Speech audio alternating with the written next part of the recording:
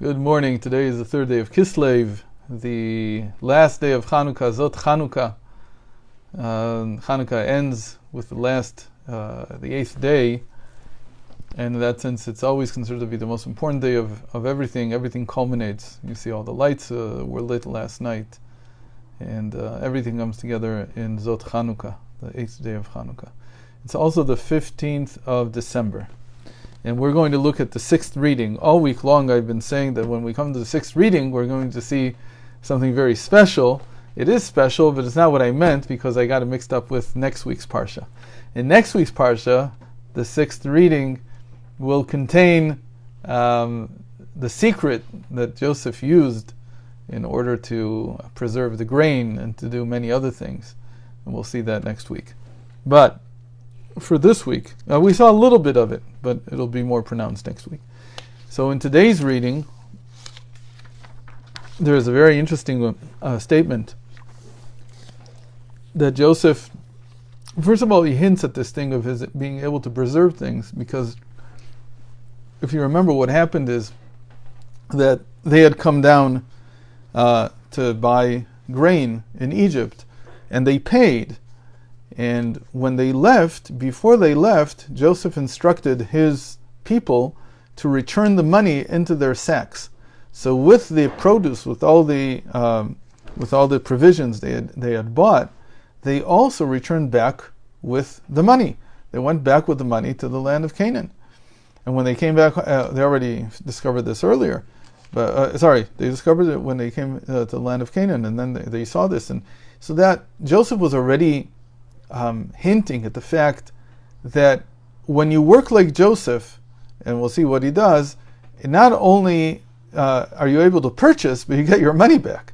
It's this amazing thing of being able to preserve and also even to increase. And that goes together with his name. His name means, Yosef, means to add, to increase.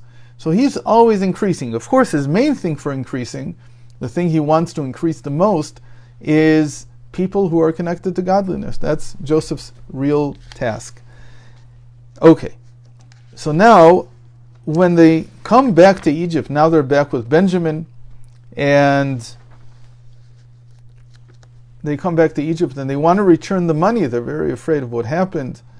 So the man who's responsible for Joseph's home, which we said is a very different home than the other Egyptian home, says, he says to them, "All is well with you, do not be afraid, your God and the God of your father has placed a hidden treasure for you in your packs. Your money reached me." Meaning, he says, you paid me, don't worry about it.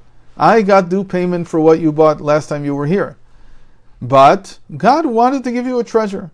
So that's an amazing thing, that the person that Joseph has working for him is in the same mindset.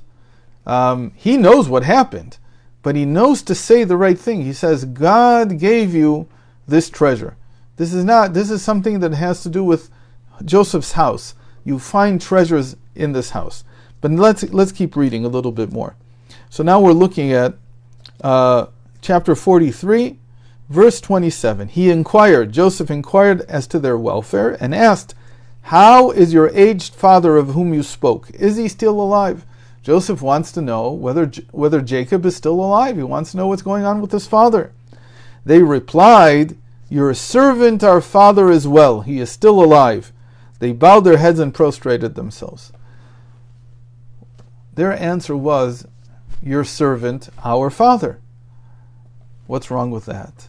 Well, because they were speaking to who they thought was the viceroy of Egypt. That was a manner of honoring him and saying, "Our father is also your servant." But Joseph heard this, and he didn't say a word. He let this pass. Just to give you an idea, and when we talk about respecting one's parents, so one of the most common things in most of the world, except in very, very progressive places, is that children don't call their parents by their names. So I remember that I once did this when I was a child. I think I was 5 years old. I think I was 5 years old, and I in an indirect way mentioned my father to him by his name in an indirect way. And I myself felt like I had just done something terrible. Like, what did I just do?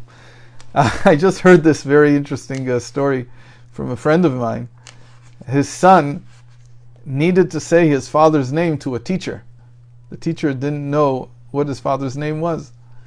So he said his father's name, and then he said, we have a custom, if we say God's name by mistake, for instance, we make a blessing we're not supposed to make, so we say, Baruch Shem Kvod Malchuto L'Olam V'ed. We have this statement that is like to fix it.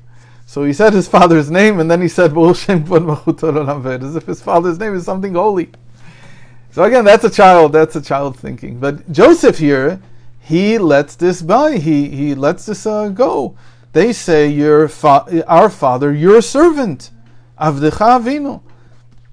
So the sages say something amazing. They say because of this, because he didn't react in any way, because he didn't object to the honor they were giving him at the expense of his father. So the sages say that because of this, Joseph would become bones in his life. That's what they say. That he's going to be reduced to bones in his very life. And when did this happen? They say that before Joseph passed on, he told the Israelites that were still alive in Egypt, he said to them, make me a vow that you will take my bones out of here. And he referred to himself in bones. So this is a possibly well-known statement from the sages, how much a person should be careful about their parents' honor. Especially when you're an adult already, and you definitely understand better than when you're a child. A child can't come with too many arguments against their conduct, but when a person's an adult, and Joseph here is 39, certainly the case. Now, we want to understand this a little bit more deeply. What does it mean that he became bones? So we know that there are four, this is in Ezekiel, when Ezekiel sees the prophecy of the dry bones, the vision of the dry bones, which a lot of times is explained as a resurrection of the dead. So he sees that first the bones came together, then the bones grew flesh, then sinews, and finally skin. So there are four levels, and we always correspond these four levels to the four letters of God's name, to the four worlds: emanation, creation, formation, and action. There's many other things, four things that this connects to. To be only bones means that you lost the flesh, the sinews, and the skin.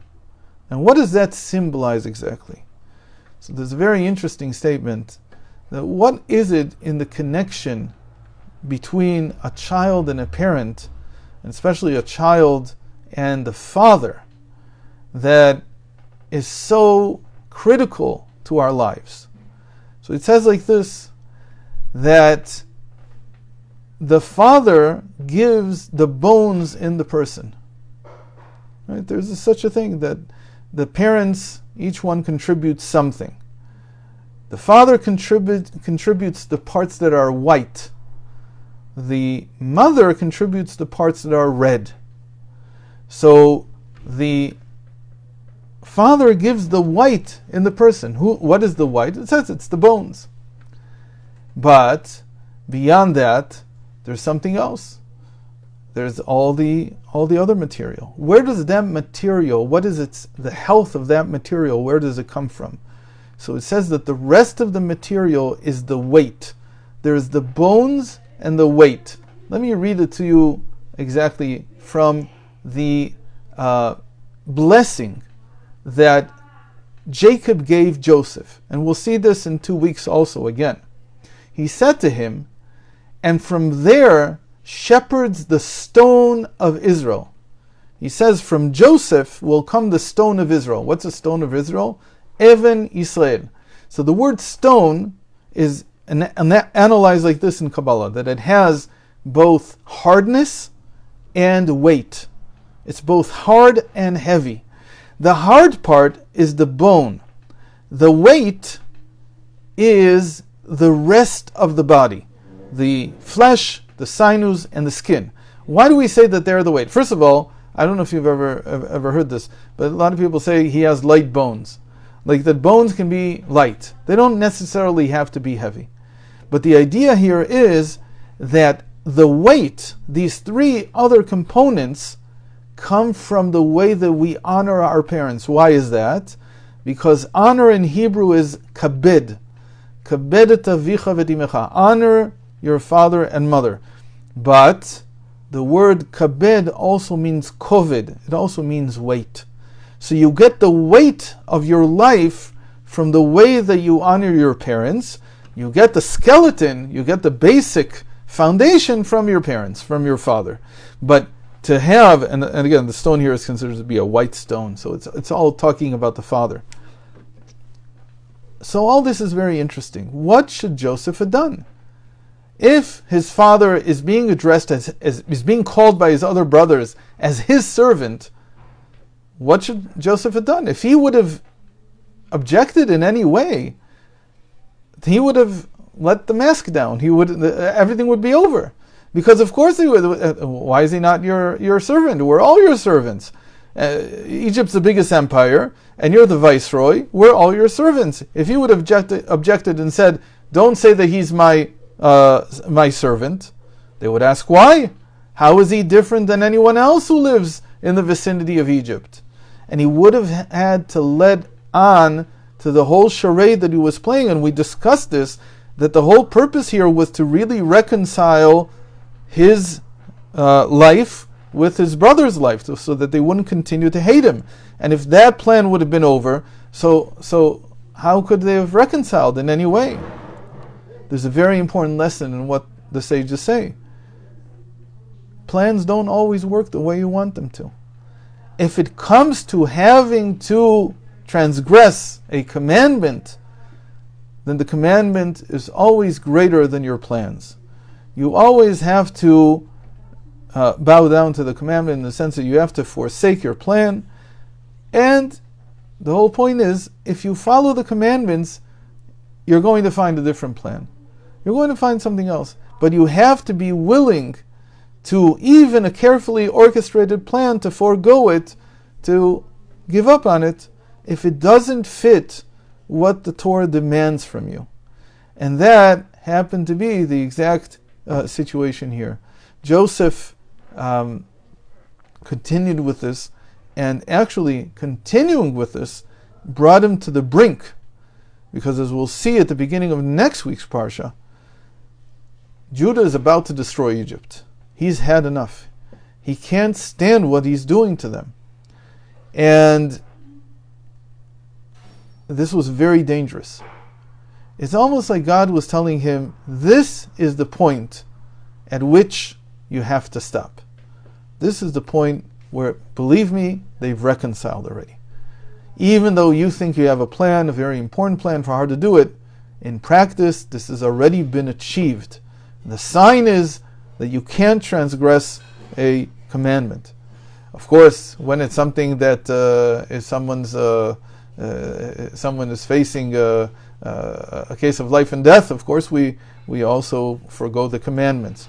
But in regular, normal circumstances, when a person is faced with either transgressing a commandment or continuing with their plan, as important as it might be, the sign is that the plan is over, it's finished, you've done all that you need to do, that the commandment cannot be transgressed, or a commandment needs to be performed, whatever it is, but the commandments are greater than whatever crosses our mind, whatever we think in our great intellect and our thinking, and Joseph was a great intellect, but what he had done was actually enough. So with that we conclude Parashat Mikeitz, and God willing, I'll see you next week on Sunday, and we'll continue with the big showdown between Judah and Joseph.